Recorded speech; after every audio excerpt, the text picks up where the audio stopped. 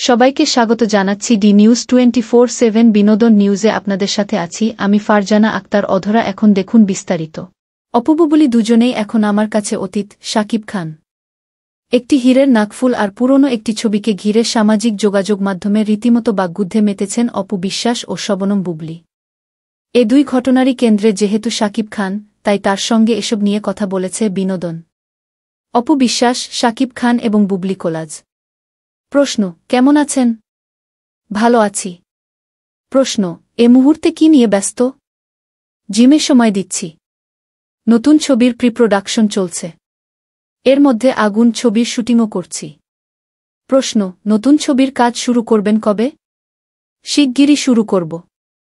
তাই প্রি-প্রোডাকশনে আমাদের বেশি সময় যাচ্ছে। টেবিল ওয়ার্ক শেষ করে তবে ছবির শুটিংয়ে নামব।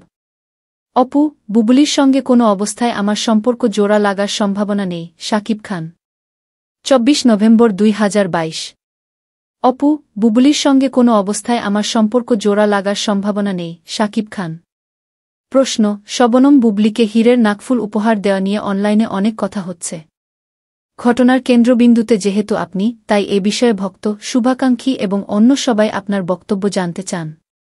ডায়মন্ডের নাকফুল তিনি উপহার পেতেই পারেন। একটা কেন, 10টাও পেতে পারেন। তার আত্মীয় স্বজন, বন্ধুবান্ধবেরা আছেন। তবে সবাইকে আশ্বস্ত করে একটা কথা বলতে চাই, কোনো ধরনের ডায়মন্ড নাকফুল আমি তাকে উপহার দিইনি। সত্যি কথা বলতে, তার সঙ্গে আমার কোনো ধরনের যোগাযোগ নেই। উপহার দেওয়া কিংবা উইশ করা, কোনোটাই আমার পক্ষ থেকে হয়নি।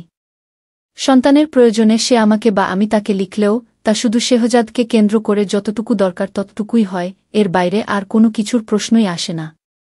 প্রশ্ন: জন্মদিনের পরদিনই বুবলি তার ফেসবুক পেজে তাজমহলে আপনার সঙ্গে একটি স্থিরচিত্র পোস্ট করে লিখেছেন, যে জায়গাটায় আমরা দাঁড়িয়ে আছি, এটি সম্রাট শাহজাহান এবং মমতাজের শোবার ঘর।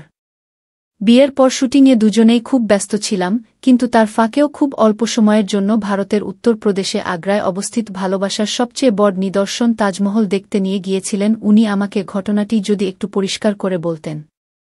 ছবিটি বেশ কয়েক বছর আগের। নাকাব সিনেমার শুটিং সময়ের।